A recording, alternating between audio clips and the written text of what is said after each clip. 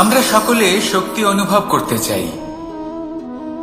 এবার যদি আপনাকে জিজ্ঞেস করা হয় যে সবথেকে বেশি শক্তির অনুভব কোথা থেকে করা সম্ভব, তখন কেউ কেউ বলবেন পুষ্টিকর আহার গ্রহণ করলে, ব্যায়াম করলে, কেউ বলবেন ধন লাভ করলে, বন্ধুদের থেকে, পরিবারের থেকে, আদি ইত্যাদি। এইভাবে আপনি শক্তির অনুভব অবশ্যই করতে পারেন, কিন্তু সবথেকে বেশি শক্তির অনুভব যদি আপনি করতে চান তাহলে তা পাবেন শুধু একতার দ্বারা, সংগঠনের দ্বারা। যদি আপনাকে উদাহরণ দিই, নিজের এই হাতটাকে দেখুন, 5টা আঙুল রয়েছে। কোনো একটা বস্তুকে নিজের একটা আঙুল দ্বারা তুলে ধরার চেষ্টা করে দেখুন, বড়ই কষ্ট হবে। তখন আপনি বুঝতে পারবেন যখন এই 5টি আঙুল একত্রিত হয় তখন কোনো কাজ কতটা সহজ হতে পারে। এটাই হলো শক্তি, একতার। সব থেকে ভালো উদাহরণ যদি আপনাকে দিই তাহলে বাঁশি। এই বাঁশি থেকে অত্যন্ত মধুর সুর নির্গত হয় যা সবার মন প্রসন্ন করে দেয়। এই কথা সত্যি, কিন্তু এই বাঁশি আমি একটা বা দুটো আঙুল দিয়ে বাজাতে পারবো না। আমাকে প্রত্যেকটা আঙুল ব্যবহার করতেই হবে, তবেই এর থেকে মধুর সুর নির্গত হবে যা সকলকে প্রসন্ন করবে, ঠিক কিনা? ঠিক এইভাবেই যদি আপনি চান যে আপনার জীবনরূপী বাঁশি থেকেও মধুর সুর নির্গত হোক বা সবার মনকে প্রসন্ন করে তুলুক, তাহলে আপনাকেও জীবনে একতা নিয়ে আসতেই হবে। আপনি একাও কর্ম করতে পারেন, পথ চলতেও পারেন, সামনেও এগোতে পারেন, সাফল্যও লাভ করতে পারেন। কিন্তু যখন সকলে একসাথে এগোবেন, সেই পথে চলবেন, সেই কর্মই করবেন, তখন লক্ষ্যে অবশ্যই পৌঁছবেন, সাফল্য অবশ্যই লাভ করবেন। কিন্তু সেই সাফল্য এবং তার আনন্দের সংমিশ্রণটাই একটু অন্যরকম হবে। তাই জীবনে ঐক্যবদ্ধ হন, একসাথে মিলে এগোতে থাকুন, আর আমার সাথে ভালোবেসে বলুন রাধা রাধা। মানুষের জীবনে 2 ধরনের আবেগ থাকে যা চিরকাল তার সাথে বসবাস করে। প্রথম, স্বপ্ন। দ্বিতীয়, অজুহাত। মানুষ হাজার হাজার স্বপ্ন দেখতে পারে। আমাকে এই কাজ করতে হবে, আমাকে ওখানে ঘুরতে যেতে হবে, আমার জীবনে এই অসম্ভব কাজ বাস্তবায়িত করে দেখাতে হবে, আদি ইত্যাদি। এবার ঠিক যেমন স্বপ্ন দেখেন সেইভাবে অজুহাতও খুঁজে নিয়ে আসেন। আমি এই স্বপ্ন পূরণ করতে পারলাম না, কারণ আমাকে কেউ সাহায্যই করল না, কারণ আমি দুর্বল হয়ে পড়েছিলাম, কারণ আমার কাছে সময়ই ছিল না, আদি ইত্যাদি। এবার সাফল্য এবং অসফলতার মাঝখানে এই ধরনের সংঘর্ষ হতে থাকে। সাফল্য তখন লাভ করা সম্ভব যখন আপনার স্বপ্ন আপনার অজুহাতের থেকে অনেক বড় হয়, আর অসফলতা তখন পাবেন যখন আপনার অজুহাত আপনার স্বপ্নের থেকে অনেক বড় হয়।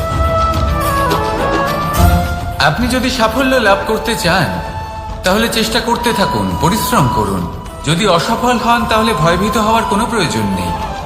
নিজের ভুল বুঝুন, তাকে শুধরে নিন, আবার চেষ্টা করুন। কিন্তু যদি নিজের জীবনে অজুহাত নিয়ে আসেন তখন স্বপ্ন কখনো পূরণ হবে না। আসুন আমার সাথে ভালোবেসে বলুন রাধা রাধা।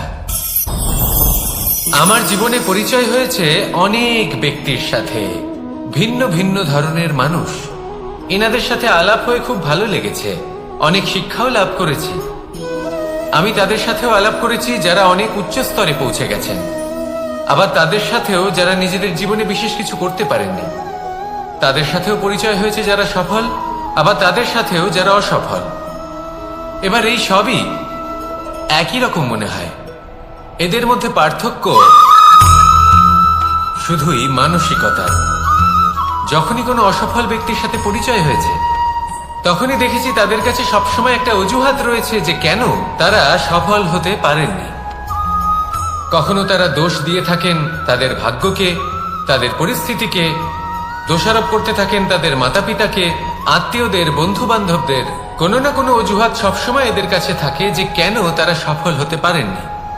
সেখানেই যখন সফল ব্যক্তির সাথে পরিচয় হয় তাদের কাছে সবসময় একটা কারণ থাকে যে কিভাবে এই সমস্যাগুলির ঊর্ধ্বে উঠে সাফল্য লাভ করা যায়। আর সেই কারণ হলো যে যাই হয়ে যাক না কেন সাফল্য লাভ করতেই হবে। যতই সংঘর্ষ করতে হোক না কেন, যতই সমস্যা আসুক না কেন, সফল আমাদের হতেই হবে। এটাই পার্থক্য মানসিকতার। সত্যি কথা বলতে আপনার আজকের এই মানসিকতা হলো আপনার আগামী ভবিষ্যতের ইমারতের ভিত। এই মানসিকতা যতটা প্রবল হবে, যতটা শুভ হবে, আপনার ভবিষ্যৎ ততটাই বিশাল এবং সুন্দর হবে। তাহলে সমস্যার উপর নয়, সাফল্যের উপর মনোযোগ কেন্দ্রীভূত করুন, জীবনে এগোতে থাকুন, আর আমার সাথে ভালোবেসে বলুন, রাধা রাধা। অ দিয়ে অন্ত, আ দিয়ে আরম্ভ। এই দুইয়েরই রাশি সমান। যদি আপনি মন দিয়ে দেখেন তবে দেখবেন এদের সম্পর্ক খুবই নিবিড়। কিভাবে? যখন কোনো কিছু শুরু হয় এটা নিশ্চিত হয়ে যায় যে তা সমাপ্তও হবে। আরম্ভই যদি না হয় তা সমাপ্তও হবে না। যা আরম্ভ হয়েছে তার সমাপ্তি হলো অবশ্যম্ভাবী। এটাই হলো প্রকৃতির নিয়ম, একে এড়ানো যায় না। এবার এই কথা আমরা সকলে জানি। এবার মানুষ কি ভাবে যে সমাপ্তির পরে কি হতে পারে, এর উত্তর তাদের কাছে নেই। তাদের উচিত অন্য কোনো বিষয় ভাবা যা বেশি গুরুত্বপূর্ণ। এবার মানুষ এটা জানে না যে মৃত্যুর পরে কি হতে পারে, কিন্তু এই কথা অবশ্যই জানে যে জন্ম থেকে মৃত্যু পর্যন্ত এই সময়, যাকে আমরা জীবন বলে থাকি, এই সময় আমরা কর্ম করতে পারি। এই কথা তো আমরা জানি। তাহলে এমন কি কর্ম করা যেতে পারে যা আমাদের সমাপ্তির পরও আমাদের প্রাসঙ্গিক করে রাখতে পারে, এই বিষয় ভাবা উচিত। যে জন্মগ্রহণ করেছে তার মৃত্যু হবেই, এটা সাধারণ বিষয়। কিন্তু ইতিহাস আজও সেই সকল মানুষজনকে স্মরণ করেন যাদের এই সংসার তাদের মৃত্যু নয়, বরং তাদের জীবনকালে যে কর্ম তারা করেছেন তার দ্বারা মনে রাখেন। সেই কর্মের কারণে এই সংসারে তাদের নাম, তাদের কর্ম, তাদের ব্যক্তিত্ব, তাদের কীর্তি অমর হয়ে থাকে এবং থাকবে। আপনার কাছে এতটা সময় নেই যতটা আপনার মনে হচ্ছে আপনার কাছে আছে। সেই জন্য যত শীঘ্র সম্ভব শ্রেষ্ঠ কর্ম করুন, যতটা পারবেন ততটা অধিক সুকর্ম করুন। এই সংসারে নিজেকে অমর করে তুলুন আপনার মৃত্যুর পরেও, আর আমার সাথে ভালোবেসে বলুন, রাধা রাধা। দীপাবলি আমাদের সবথেকে বড় উৎসব। শ্রীরাম রাবণকে পরাস্ত করে 14 বছরের বনবাস কাটিয়ে আবার অযোধ্যায় ফিরে এলেন অমাবস্যার রাত্রে। অযোধ্যায় সবাই খুব প্রসন্ন ছিলেন, খুবই উৎসাহিত ছিলেন। অযোধ্যায় সহস্র প্রদীপ প্রজ্বলিত করা হয়েছিল এই উৎসবে। একে আমরা দীপাবলি বলে থাকি। এবার এই বিষয়ে আমরা সকলে জানি। আপনি কি এটা জানেন যে শ্রীরাম বাস্তবে অমাবস্যার এক রাত আগেই অযোধ্যায় পৌঁছে গেছিলেন? সবার সামনে অমাবস্যার রাতে এসেছিলেন। এর কারণ কি? শ্রীরাম প্রমাণ করতে চেয়েছিলেন যে যে কোনো সময়, দিন হোক বা রাত, শুভ বা অশুভ হয় না। শুভ অশুভ কিছু থাকলে তা হলো মানুষের চিন্তা, তার ভাবনা, তার নির্বাচন আর তার কর্ম। নিজেই দেখিনি।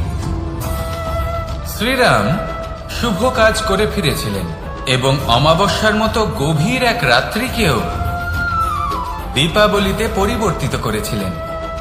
এমনটাই যদি আমরা করতে পারি, তাহলে এমন কোন গৃহে যান যেখানে অসহায় ব্যক্তি রয়েছেন, যা অন্ধকারাচ্ছন্ন, আর সেখানে প্রকাশ প্রজ্বলিত করুন।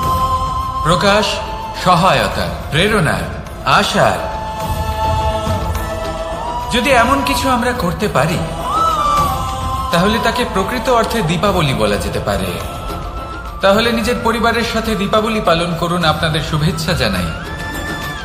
আসুন আর আমার সাথে ভালোবেসে বলুন, রাধা রাধা। কোনো এক সময়ের কথা, একজন জেলের একটা ছোট্ট পুত্র ছিল। সে ভাবল যে আমি আমার বাবার মতোই মাছ ধরব। তখন সে একটা লাঠি নিল, তাতে দড়ি বাঁধল, আর সেই দড়ির মুখে যে কাঁটা বিঁধে থাকে তাতে চারা ঝুলিয়ে জলে ফেললো আর বসে থাকলো। কিছু সময় পরে জলে একটি তরঙ্গ দেখা গেল। ও বুঝতে পারল খুব বড় একটা মাছ ফাঁদে পড়েছে। ও বল প্রয়োগ করলো, সেটা টানার চেষ্টা করলো। মাছও বল প্রয়োগ করলো, আর শেষে যেটা হলো সেই দড়ি ছিঁড়ে গেল আর মাছ বেঁচে পালিয়ে গেল। দেখুন, ও অনেক চেষ্টা করলো, কিন্তু অসফল হলো। কখনো অধিক বল প্রয়োগ করলো, আবার কখনো কম বল, কিন্তু কিছুতেই সফল হলো না। ও পঞ্চমবার প্রচেষ্টা করলো, না বেশি বল প্রয়োগ করলো না কম, ততটাই বল প্রয়োগ করলো যতটা পর্যাপ্ত, ঠিক ততটাই বল, যতটা বল সেই মাছ প্রয়োগ করলো। আর শেষ পর্যন্ত জীবনে প্রথমবার ও মাছ ধরতে সফল হলো। এবার এই কথার সারমর্ম কি? ভারসাম্য। এটাই হলো জীবনের সবথেকে বড় নিয়ম। আমাদের সবার জীবনে সমস্যা রয়েছে, কখনো মন দিয়ে ভেবে দেখবেন, জীবনে যদি কোনো ক্ষুদ্র সমস্যা বা ছোট সমস্যা থাকে আর সেটা সমাধান করার জন্য আপনি বেশি চেষ্টা করছেন, তাহলে তার দ্বারা সমাধান হয় না, বরং আরো বিপদ বেড়ে যায়। যখন কোনো বড় সমস্যা থাকে আর আপনি কম চেষ্টা করতে থাকেন, তখন সমাধান হয় না, তা চলতেই থাকে। শুধু এটাই হলো ব্যাপার, জীবনের সমস্ত সমস্যার একটা ভারসাম্য বজায় রাখা। যদি এটা আপনি শিখে ফেলতে পারেন, জীবনটা আপনার হাতের মুঠোয় থাকবে। আসুন আমার সাথে ভালোবেসে বলুন, রাধা রাধা। আপনি কখনো কোনো বাজকে নিজের বাসা বানাতে দেখেছেন? এই বাজ যখনই কোনো বাসা বানায়, তখন উঁচু গাছের ডালে বা কোনো পর্বতের শিখরে বাসা বানায়, অনেক উচ্চতায়। আর সেখানে তার সন্তানও জন্মগ্রহণ করে। যখন এই সন্তানেরা জন্মায়, তখন এই বাজ খুবই ভালোবেসে এবং খুব সাবধানে এদের পালন পোষণ করে। নিজের ঠোঁট দিয়ে তাদের ঠোঁটে খাবার পরিবেশন করে। কিন্তু যেই সেই সন্তানেরা হৃষ্টপুষ্ট হয়ে যায় এবং সেই কথা বাজ নিজে বুঝতে পেরে যায়, সেই বাজ নিজেই সেই বাসা ছিন্ন ভিন্ন করে দেয়। সেই সন্তান যাদের সবেমাত্র ডানা গজিয়েছে, কিভাবে উঠতে হয় তারা জানে না, সেই সন্তানগুলিকে উচ্চতা থেকে ঠেলে দেয়। সেই সন্তান প্রথমে ভয়ভীত হয়ে যায়। তারা সামনে মৃত্যুকে দেখতে পেয়ে ভয়ের কারণে তাদের ডানা ঝাপটাতে থাকে। আর সেই প্রক্রিয়াতেই সেই সন্তানগুলি উড়তে শুরু করে দেয়। এবার এই ঘটনায় আমরা কি শিক্ষা পেতে পারি? এটাই, যদি আপনি মাতা পিতা হন, তাহলে নিজের সন্তানকে অবশ্যই স্নেহ করুন, কিন্তু তাদেরকে নিজের আঁচলের তলায় বেঁধে রাখবেন না। যদি আপনি চান আপনার সন্তান জীবনে উন্নতি করুক, তাহলে নিজের মুঠো থেকে তাদের স্বতন্ত্র করে দিন। এই সংসারে সংঘর্ষ করতে দিন। সেই সন্তান নিজেই বুঝতে পারবে যে জন্মের সময় পাওয়া ডানা কি করে ব্যবহার করতে হয়। আর আপনার চোখের সামনে আপনার সন্তান এই আকাশে উড়তে থাকবে। তাহলে আসুন আমার সাথে ভালোবেসে বলুন, রাধা রাধা। কখনো কোনো চাতককে দেখেছেন? একটা চাতক বর্ষার জন্য অপেক্ষা করে। সেই বর্ষার জলে নিজের তৃষ্ণা নিবারণ করে, নয়তো সারা বছর তৃষ্ণার্ত থেকে যায়। ও আকাশের দিকে তাকিয়ে থাকে আর অপেক্ষা করে যে কবে বর্ষা হবে আর কবে আমি আমার তৃষ্ণা নিবারণ করব। সেখানে অন্যদিকে একটি কাক বা একটা পায়রা, এরা কি করে? যেখানে জল পায় পান করে নেয়, যেখানে খাবার পায় খেয়ে নেয়, আত্মীয় স্বজন বন্ধু বান্ধব যাকেই পায় তার সাথে সময় কাটায়, খাবার খায় আর চলে যায়। এবার এদের মধ্যে মিল কোথায় আর পার্থক্য কোথায়? দুজনের কাছেই ডানা রয়েছে, দুজনেই উড়তে পারে। এই আকাশ হলো ওদের, খাবারের দানা ওদের। পার্থক্য হলো তাদের অভিলাষার, পার্থক্য হলো তাদের আকাঙ্ক্ষার, পার্থক্য জীবন যাপনের ধরনের। এবার যত বেশি আকাঙ্ক্ষা থাকবে, যত দামি জীবন যাপন করার ইচ্ছে থাকবে, তত বেশি কষ্ট আপনাকে সহ্য করতে হবে। আবার অন্যদিকে জীবন যত সরল হবে, জীবন যাপন যত সরল হবে, সমস্যা ততটাই কম হবে। তাই সবসময় চেষ্টা করবেন আপনার মানসিকতা এবং আপনার জীবন যেন সরল হয়। ভালোবাসতে থাকুন। যদি কেউ আপনাকে ভালোবাসে, তাকেও আপনি ভালোবাসা ফিরিয়ে দিন। তাদের সাথে কথা বলুন, কিছু তাদের কথা শুনুন, কিছু নিজের কথা বলুন। দেখবেন সকল তাপ উত্তাপ দূর হয়ে গেছে। এটাই তো হলো জীবনের সারমর্ম। তাই প্রেমে থাকুন, ভালোবাসুন, আর ভালোবেসে আমার সাথে বলুন, রাধা রাধা। একবার একজন সাধক ওনার শিষ্যদের একটা কাজ দিলেন। একটা দুর্লভ জড়িবুটি নিয়ে আসতে বললেন। এতটাও কঠিন কাজ সেটা ছিল না, কারণ সকল শিষ্য জানতেন যে এই দুর্লভ জড়িবুটি কোথায় পাওয়া যায়। পর্বতের শিখরে। কঠিন কাজ কোনটা? সেখানে পৌঁছনোর সেই পথ, যা ছিল কাঁটায় জর্জরিত, পাথরে পরিপূর্ণ, যেখানে পিছলে পড়ার আশঙ্কা রয়েছে এবং গভীর ক্ষত পেতে পারে সবাই। এবার বেশ কয়েকজন শিষ্য গেলেন, তার মধ্যে কয়েকজনই সেই জড়িবুটি নিয়ে আসতে পারলেন। কারণটা কি ছিল? কিছু শিষ্যের মনোযোগ ছিল শুধুমাত্র লক্ষ্যের দিকে, অর্থাৎ পর্বতের সেই শিখরে। কিছু শিষ্যের মনোযোগ ছিল পথের এই সংকটগুলির ওপর। কিছুজন নিজের সমস্ত মনোযোগ, সমস্ত শক্তি কেন্দ্রীভূত করলেন শুধুমাত্র লক্ষ্যের দিকে।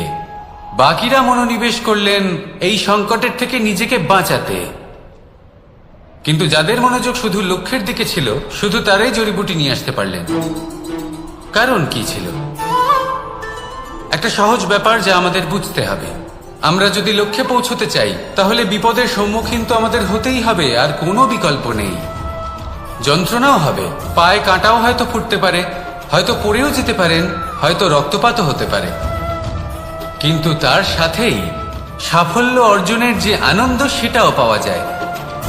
সেই জন্য নিজের মনোযোগ সবসময় লক্ষ্যের দিকে রাখুন, পথের সেই বিপদগুলির দিকে নয়।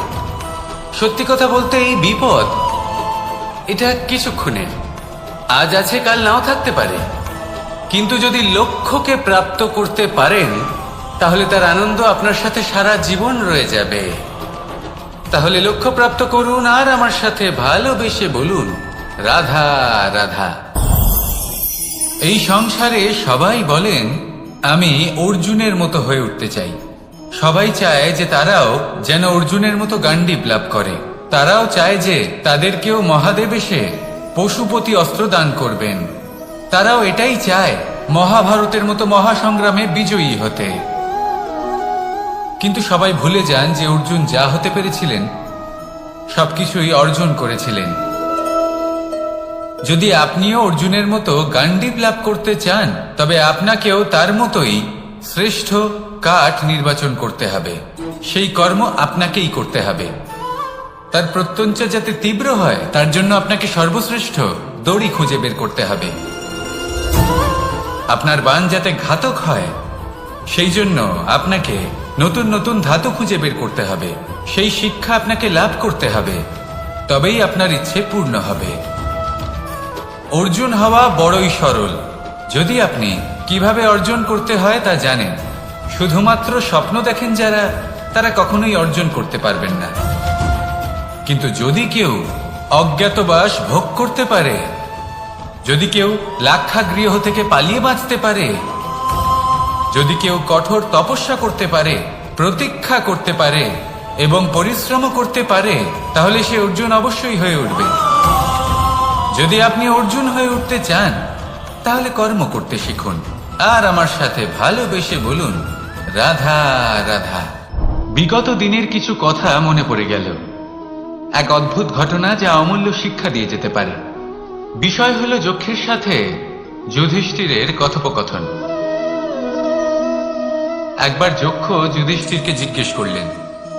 ওনাকে বললেন যে, আমার কিছু প্রশ্নের উত্তর যদি আপনি দিতে পারেন, তাহলে আমি আপনার বাকি ভ্রাতাগণকে আবার জীবিত করে তুলব। সেগুলোর মধ্যে খুব গুরুত্বপূর্ণ আর কঠিন একটা প্রশ্ন ছিল, এই সংসারে সব থেকে শ্রেষ্ঠ আশ্চর্য কোনটি?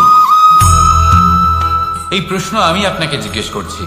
এবার কেউ বলবেন স্বর্ণ দ্বারা নির্মিত লঙ্কা, এটি হলো সংসারের সব থেকে বড় আশ্চর্য।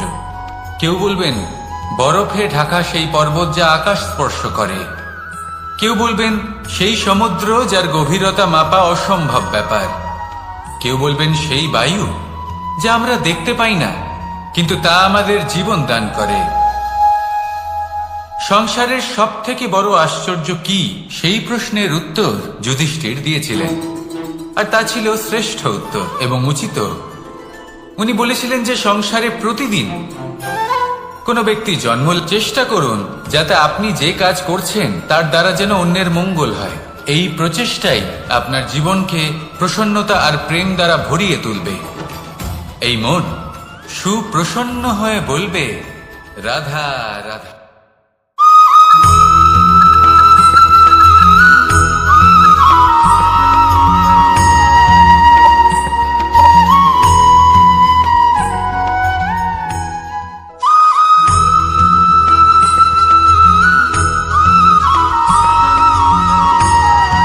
অন্ধকারাচ্ছন্ন রাত্রি যদি এসে থাকে, তাহলে আলোকিত প্রকাশ নিয়ে সূর্যও অবশ্যই আসে। রোগ যদি এসে থাকে, তাহলে তার ওষুধও অবশ্যই আসে। সমস্যা যদি আসে, তাহলে সেই সমস্যার সমাধানও নিজে থেকেই আমাদের কাছে চলেই আসে। এই সংসার, এই জীবনের শুধুমাত্র একটাই নিয়ম আছে, আর তা হলো এটাই, এই সংসার হলো একটা চক্রের মতো। এতে শাশ্বত বলে কিছু নেই, নিত্য বলে কিছু নেই, আর যা কিছুই রয়েছে সব বদলাতে চলেছে। যদি আপনার জীবনে দুঃখ থাকে, সমস্যা থাকে, যদি আপনি বিপদ দ্বারা আচ্ছন্ন, তাহলে মনে রাখবেন সবকিছু বদলে যেতে চলেছে। দুঃখের সময় কাঁদবেন না, মনকে আরো দুঃখী করে তুলবেন না, কারণ এখানে যা কিছুই এসেছে তা যাওয়ার জন্যই এসেছে। তাহলে এত চিন্তা কিসের?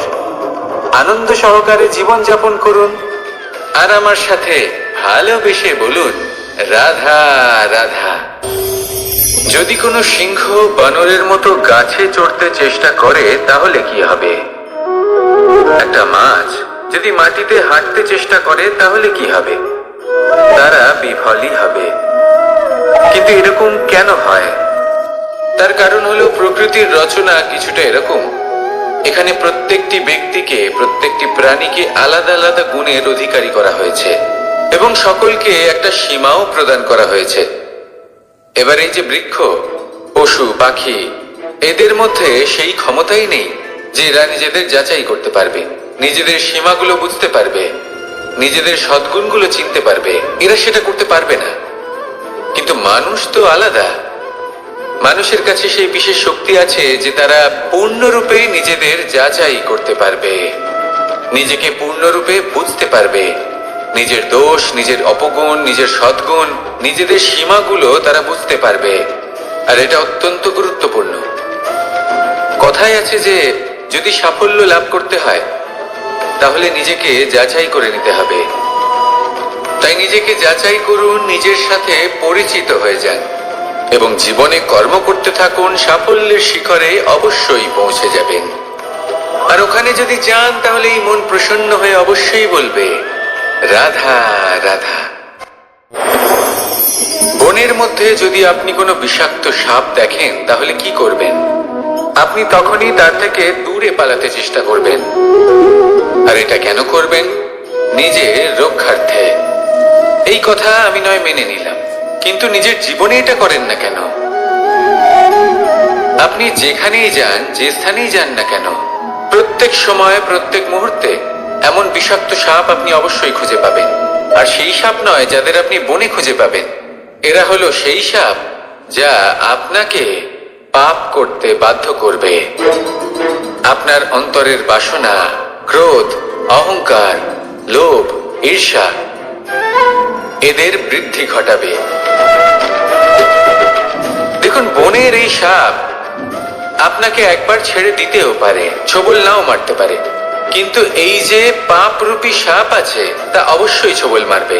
কর্ম যদি করেন, তাহলে অবশ্যই ফল পাবেন। সেই জন্য যখনই কোথাও যাবেন, যদি এমন কাউকে দেখেন, যদি এমন কিছু দেখেন যে আপনাকে পাপ করতে বাধ্য করছে, তাহলে সেই মুহূর্তে সেখান থেকে পালিয়ে যান। যেমন বনের সাপ দেখে আপনি পালাতে থাকেন। সৎকর্মের রক্ষা অত্যন্ত আবশ্যক।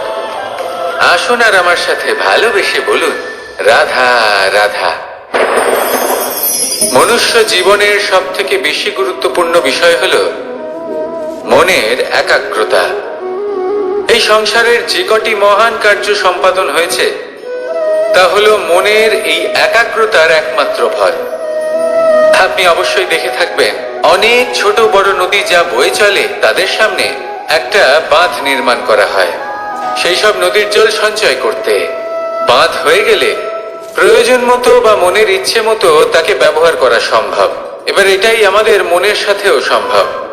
আমাদের মনের একাগ্রতা আজকের দিনে দাঁড়িয়ে বিভিন্ন ধরনের বিকার, ক্রীড়া এবং ভোগের মধ্যে ভাগ হয়ে গেছে। একে একত্রিত করতে হবে, একটা বাঁধ নির্মাণ করতে হবে, কর্মের বাঁধ।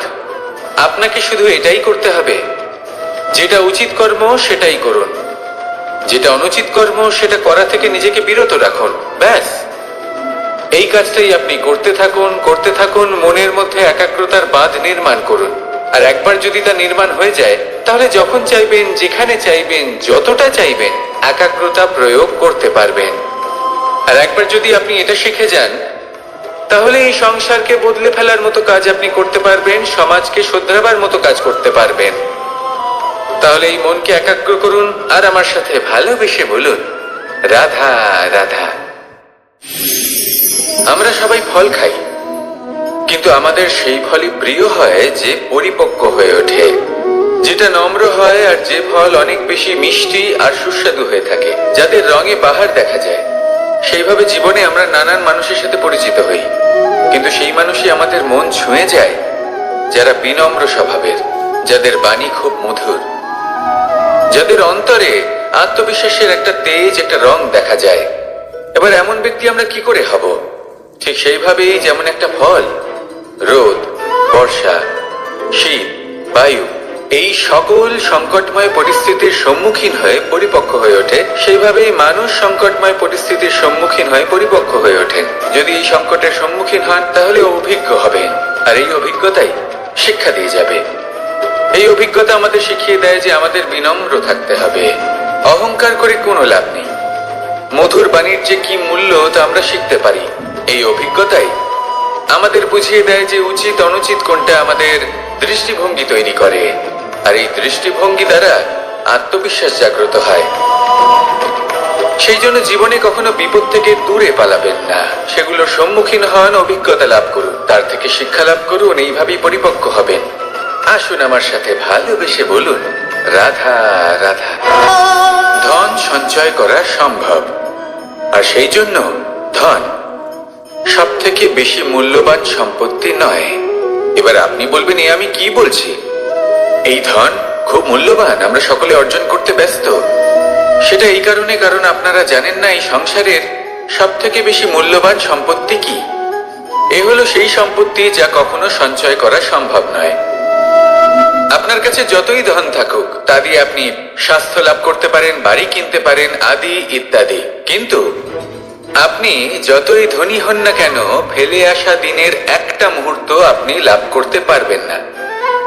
এই একটা মুহূর্ত, এই সময়, এটাই হলো সংসারের সব থেকে মূল্যবান সম্পত্তি।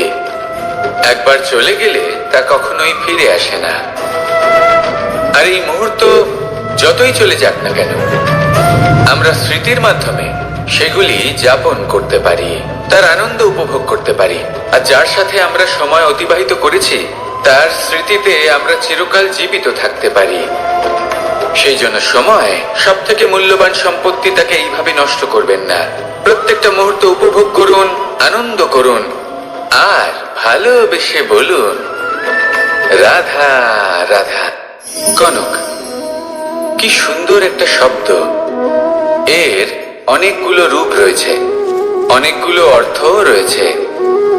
প্রথম অর্থ হলো স্বর্ণ, অর্থাৎ সম্পত্তি। দ্বিতীয় অর্থ ধুতুরা, অর্থাৎ গাছের ছোট একটা বীজ, যা কিনা অত্যন্ত শক্তিশালী হয়। যদি বেশি মাত্রায় এর প্রয়োগ করা হয়, তাহলে এটা বিষময় হয়ে উঠতে পারে। এই হলো সেই ধুতুরা, যার প্রয়োগ মহাদেবের পুজোতে করা হয়। এবার প্রশ্ন হলো এটাই যে এই স্বর্ণ এবং এই ধুতুরার মধ্যে মিল কি রয়েছে। মিল হলো এটাই যে এই দুটোই মানুষকে মত্ত করে তোলে। ধুতুরা মানুষকে তখন মত্ত করে যখন তাকে সেবন করা হয়, কিন্তু স্বর্ণ, ধন, সম্পত্তি, মানুষ সেটা যতটাই অর্জন করে নেয় সেটাই যথেষ্ট। এই স্বর্ণ মানুষের ভাবনা চিন্তা করার ক্ষমতাকে বশ করে ফেলে।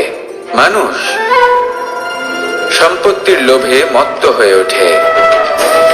কারণ যে যত চমৎকারী, যতটা অমূল্য হয়, তাকে সামলানো কিন্তু ততটাই কঠিন, তাই না? তাই মনে রাখবেন, ধন, স্বর্ণ, সম্পত্তি এগুলো ধুতুরার থেকেও অনেক বেশি বিষাক্ত হতে পারে। তাই এর উপর আত্মসংযমের একটা কবচ পরিয়ে রাখবেন এবং বিবেকের শক্তির সাথে এগুলো প্রয়োগ করুন, তবেই কল্যাণ হবে। আসুন আমার সাথে ভালোবেসে বলুন, রাধা রাধা। মানুষের জীবনে 3টি গুণ অত্যন্ত প্রয়োজনীয়: শ্রদ্ধা, বিনম্রতা, যোগ্যতা। যদি জ্ঞান লাভ করতে চান তাহলে শ্রদ্ধার প্রয়োজন, যদি মান লাভ করতে চান তাহলে স্বভাবে বিনম্র হওয়া প্রয়োজন, আর যদি মনোবাঞ্ছিত স্থান লাভ করতে চান তাহলে যোগ্যতার প্রয়োজন। বিষয়টা সহজ। শ্রদ্ধা আপনাকে জ্ঞান দেবে, নম্রতা আপনাকে মান, আর যোগ্যতা উচিত স্থান দেবে। কিন্তু যদি আপনি এই 3টি গুণ সম্মিলিত করেন তাহলে এমন কিছু লাভ করবেন যা এই সব কিছুর থেকে অনেক ঊর্ধ্বে। সম্মান। আর এ হলো সেই সম্মান যা প্রত্যেক মানুষের নিজের জীবনে লাভ করতে চেষ্টা করা উচিত, কারণ এই হলো সেই সম্মান যার কারণে আপনি চলে যাওয়ার পরেও এই সংসার আপনাকে ভালোবাসবে আর মনে রাখবে। আসুন আমার সাথে ভালোবেসে বলুন, রাধা রাধা। জীবনে গতি অত্যন্ত গুরুত্বপূর্ণ, মতিও হলো গুরুত্বপূর্ণ, এবং তার থেকেও বেশি গুরুত্বপূর্ণ হলো সঙ্গতি। একটা জলের ফোঁটা, তার মধ্যে গতি থাকে, প্রকৃতির মধ্যে তা লাভ করার ইচ্ছে নিহিত থাকে, কিন্তু এই যে সঙ্গতি তা নির্ধারিত করে যে এই জলের ফোঁটা ঝিনুকের মুখে পড়ে মুক্ততে পরিণত হবে নাকি বিষাক্ত সাপের মুখে পড়ে বিষে পরিণত হবে। এবার দেখুন, এই জঞ্জাল স্বর্ণকারের দোকানের সামনেও থাকে এবং জঞ্জাল একজন ব্যবসাদারের দোকানেও থাকে, কিন্তু জঞ্জাল যা স্বর্ণকারের দোকানে থাকে তা ব্যবসাদারের দোকানের জঞ্জালের থেকে অনেক বেশি মূল্যবান, কারণ তার মধ্যে সোনার কণার সঙ্গতি থাকে। সেই জন্য জীবনে সঙ্গতির উপর বিশেষ গুরুত্ব দেবেন। যেমন সঙ্গতি তেমনই আপনি হবেন। আসুন আমার সাথে ভালোবেসে বলুন, রাধা রাধা। প্রত্যেক প্রাণী ভালোভাবে জীবন যাপন করতে চান, এটা তাদের স্বভাবে আছে এবং ভাবাটা অনুচিত নয়। কিন্তু একটা ভালো জীবনের গুরুত্বপূর্ণ অংশ কোনটা? বসবাসের স্থান, সেই স্থান যেখানে আমরা জীবন অতিবাহিত করি। এবার মানুষ ভাবতে পারেন যে একটা ভালো বাসস্থানের অর্থ কি? সেই স্থান যেখানে সহজে জল পাওয়া যায়, যেখানে শুদ্ধ বায়ু পাওয়া যায়, যেখানে আনাজ উৎপন্ন হয়। এটা জীবনযাপনের জন্য পর্যাপ্ত বটে, কিন্তু ভালো জীবন যাপনের জন্য আরো একটা কথা আপনাকে বুঝতে হবে। সাধু, জ্ঞানী, পণ্ডিত ব্যক্তি, এই সকল মহাপুরুষ, এনাদের যে বাসস্থান তা অত্যন্ত বিশেষ হয়। এখানে এক ধরনের বিশেষ ইতিবাচক শক্তি থাকে, এমন একটা স্থান যেখানে দেবতারাও বিচরণ করে। জীবন আমরা সবাই যাপন করি, কিন্তু জীবনের উদ্দেশ্য শুধুমাত্র জীবন যাপন করা নয়। জীবনের উদ্দেশ্য হলো মুক্তি লাভ করা। আর এই সকল সাধু, জ্ঞানী, পণ্ডিত ব্যক্তি, এই সকল মহাপুরুষ আপনাকে মুক্তির পথে নিয়ে যেতে পারেন, কারণ এরা হলেন সেই মহাপুরুষ যারা নিজেদের অন্তরের বিকার, অহংকার, ক্রোধ, বিদ্বেষ এই সকল দোষগুলিকে ত্যাগ করেছেন, এদের উপর বিজয় লাভ করেছেন। এমনই একজন ব্যক্তি আপনাকে মুক্তির পথে নিয়ে যেতে পারে। প্রয়োজন হলো শুধুই এনাদের চিনতে পারা, এদের কথা বুঝতে পারা এবং এদের দেখানো পথে চলা। যদি আপনি এটা করতে পারেন তাহলে এই মন প্রফুল্ল হয়ে বলবে, রাধা রাধা। আমি এখানে একা এই বনে বসে আছি, বাঁশি বাজাচ্ছি। কার জন্য? কে আছেন এখানে? কেউ নেই। আমার প্রজা, আমার রাজ্য, আমার পরিবার আমার থেকে অনেক দূরে আছেন। আমি এখানে একা এই বনে বসে, এই আকাশের এই রঙের, গাছের এই সব ফলের, মাটির সুবাসের আনন্দ উপভোগ করছি। কেন? আমি হলাম দ্বারকাধীশ। এমন কি রাজকীয় বা ভৌতিক সুখ রয়েছে যে আমি ওখানে পেতে পারি না? সবকিছুই পেতে পারি, তাও এখানে বনে একা বসে আছি। কোন সুখ খুঁজে চলেছি? একা থাকার সুখ। আমরা প্রত্যেকদিন অনেক মানুষের সাথে, চিন্তাধারার সাথে, কর্মের সাথে, পরিস্থিতির সাথে, সুখ দুঃখের দ্বারা বেষ্টিত থাকি। জীবনের এই চক্রে আমরা জড়িয়ে পড়তে থাকি। যতই আমরা এই সমস্যার সমাধান করি, আমরা ততই এতে জড়িয়ে পড়ি। আমরা এতটাই জড়িয়ে পড়ি যে যখন আমরা আয়নায় নিজেদের দেখি, তখন আমরা নিজেদের চিনতেই পারি না। এমন মনে হয় যেন আমরা নিজেদের হারিয়ে ফেলেছি। সেই জন্য প্রত্যেক দিন আপনি কিছু সময় নিজের সাথে কাটান একান্তে। এটা অত্যন্ত আবশ্যক। নিজের অস্তিত্বের গভীরে গিয়ে দেখতে শিখুন, নিজেকে বুঝুন। অদ্ভুত শান্তির অনুভূতি হবে। যেমন এই বায়ু, এই বৃক্ষ, এই পুষ্প, এই নিসর্গ, এদের মতো আপনিও কখনো একলা হতে শিখুন। কখনো নিসর্গের একটা অংশ হয়ে দেখুন। এই মন প্রসন্ন হয়ে বলবে, রাধা রাধা। ওমা, এ কি? আমি কখন থেকে এখানে অপেক্ষা করছি, হাত পেতে দাঁড়িয়ে রয়েছি যাতে একটা ফল আমার হাতে এসে পড়ে এবং সেটা আমি খেতে পারি। কখন থেকে অপেক্ষা করছি, কিন্তু সেটা হচ্ছেই না। এবার আপনি বলবেন যে এসব কি বলছি, এ কি অদ্ভুত কথা বলছি। যদি ফল খেতে হয় তাহলে আমাকে বৃক্ষে চড়তে হবে, ফলের কাছে পৌঁছতে হবে, তবেই তো ফল পাবো। এবারে এটা অত্যন্ত সহজ ব্যাপার, কিন্তু এই বিষয়টা আপনি নিজের জীবনের প্রসঙ্গে ভেবে দেখুন। লক্ষ্য কোথায় আছে আপনি জানেন, সেই লক্ষ্যে পৌঁছানোর পথ কি সেটাও আপনি জানেন, সেই পথে চলার ক্ষমতাও আপনার রয়েছে, কিন্তু তাও আপনি নিজের লক্ষ্য লাভ করতে পারছেন না। কেন? কারণ আপনি অপেক্ষা করছেন যে লক্ষ্য আপনার সামনে চলে আসবে, কিন্তু তা হয় না। লক্ষ্য সে যাই হোক না কেন, ধন হোক, প্রেম হোক, কোনো সম্মান হোক বা মোক্ষ হোক, যদি আপনি তার দিকে অগ্রসর না হন তাহলে ফল প্রাপ্তি অসম্ভব ব্যাপার, তা কোনোদিনই হবে না। সেই জন্য আপনার চোখের সামনে আপনি যদি নিজের লক্ষ্যকে দেখতে পান, তাহলে উঠুন এবং সেই দিকে অগ্রসর হতে শুরু করুন। নিজের অন্তরের সকল অশুভ গুণ দূর করুন, অলসতা ত্যাগ করুন, অজ্ঞানতা ত্যাগ করে দিন এবং চলতে থাকুন। অবশ্যই মনোবাঞ্ছিত ফল লাভ করতে পারবেন। মনে রাখবেন, চলতে থাকলে তবেই লক্ষ্য প্রাপ্তি হবে। অপেক্ষার দ্বারা শুধুমাত্র মৃত্যু লাভ হবে। আসুন আমার সাথে ভালোবেসে বলুন, রাধা রাধা।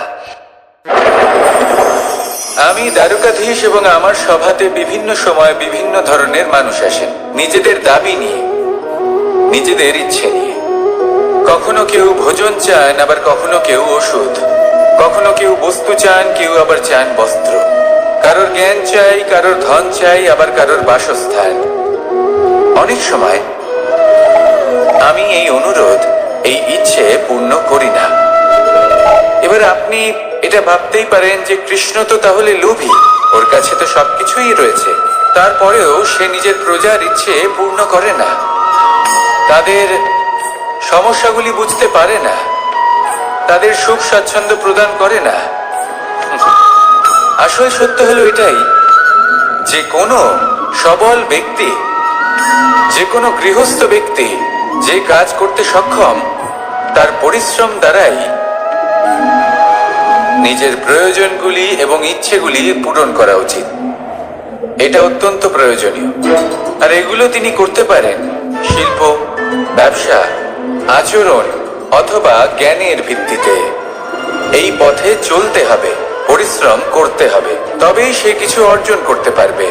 এবার এমন কোনো ব্যক্তি যার এই সব কিছুতে কোনো রুচি নেই, যে কিছুই করতে চায় না, সে কিছুই অর্জন করতে পারবে না। এবার এরকম কোনো ব্যক্তিকে যদি আমি কোনো বস্তু প্রদান করি, তাহলে কি হবে? সে পরাধীন হয়ে যাবে, আর সেটা উচিত হবে না।